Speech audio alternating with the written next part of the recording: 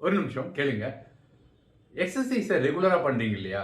எப்படி அத பண்ணிட்டு இருக்கீங்க? கன்சிஸ்டன்ட்டா நாங்க பார்த்துட்டு இருக்கோம்னு கேள்வி கேட்டாங்க. நீங்க பார்த்துட்டு இருக்கிறது Krupa vibes YouTube channel KRUPAVIBES. Number 1 5 point உங்களுக்கு சொல்றேன். நீங்க மனசுல வச்சுக்கங்க. நம்பர் 1 நீங்க பிளான் பண்ண பிரகாரம் உங்களால பண்ண முடியலனா, சரி நான் எதுவுமே பண்ண மாட்டேன் அப்படின்னு படுத்து தூங்கிடாதீங்க. எதையாவது செய்யணும் அப்படின்னு நினைச்சு, அந்த பிளான் பண்ணதுக்கு டைம் குறைஞ்சிருச்சா, அந்த இருக்கிற நேரத்துல என்ன முடியுமோ அத செய்யுங்க. ரொம்ப முக்கியம் அது. 2வது நீங்க பண்ற எக்ஸர்சைஸ்ங்கிறது உங்களுக்கு பிடிச்ச ஒரு பொருளா மாறணும். நீங்க பிடிக்காதத நீங்க செஞ்சுட்டு இருந்தா, யாராவது ஃபோர்ஸ் பண்ணி நீங்க அத பண்ணீங்கன்னா, அது உங்களுக்கு சரியா வராது. அது ஜும்பாவா இருக்கலாம், இல்ல கேம் விளையாடுறதா இருக்கலாம், ரன்னிங் போறதா இருக்கலாம், ஸ்விம்மிங்கா இருக்கலாம், சைக்கிளிங்கா இருக்கலாம், ஸ்கிப்பிங்கா இருக்கலாம். எதுவா இருந்தாலும், ஒரு ஆக்டிவிட்டி உங்களுக்கு பிடிச்ச மாரி இருந்தால், அது உங்களுக்கு நீங்க தொடர்ந்து செய்யறதுக்கு உதவும்.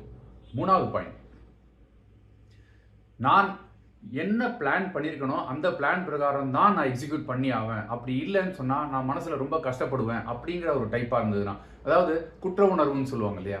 அந்த மாரியான டைப்ல இருந்தீங்கன்னா, தயவு செய்து அது வேண்டாம். நிறுத்திடுங்க. எல்லாமே நாம திட்டமிட்டபடி நடக்கும்னு நமக்கு சொல்ல முடியாது.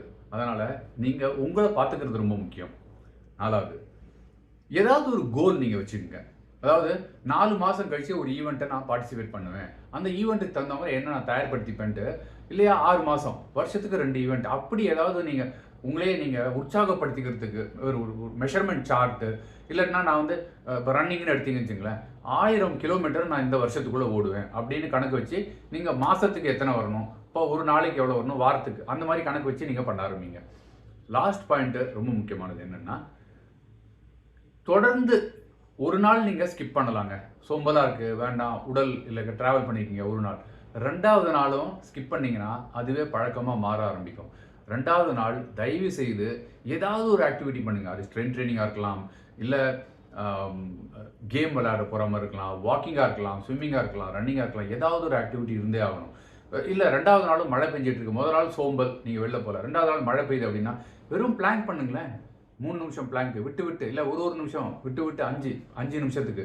இந்த மாதிரி உங்க பாடிக்கு நீங்க ஆக்டிவிட்டி குடுத்துக்கிட்டே இருக்கணும். பண்ணீங்கன்னா ரெகுலாரிட்டி உங்க எக்ஸர்சைஸ்ல தொடர்ந்து நீங்க உடற்பயிற்சி செய்யறதுக்கான ஒரு ஸ்கோப் உங்களுக்கு கிடைக்கும். தயவு செய்து செய்யுங்க. நீங்க நம்ம இவர் ரஜினி சார் சொன்ன மாரி, உடலை நீங்க தண்டிக்கலன்னா அது உங்கள தண்டிக்கும். தண்டிக்கிறதுக்கான வழிகள் தொடர்ச்சி தான். அது விடாமுயற்சி தான். Thank you so much. Bye by.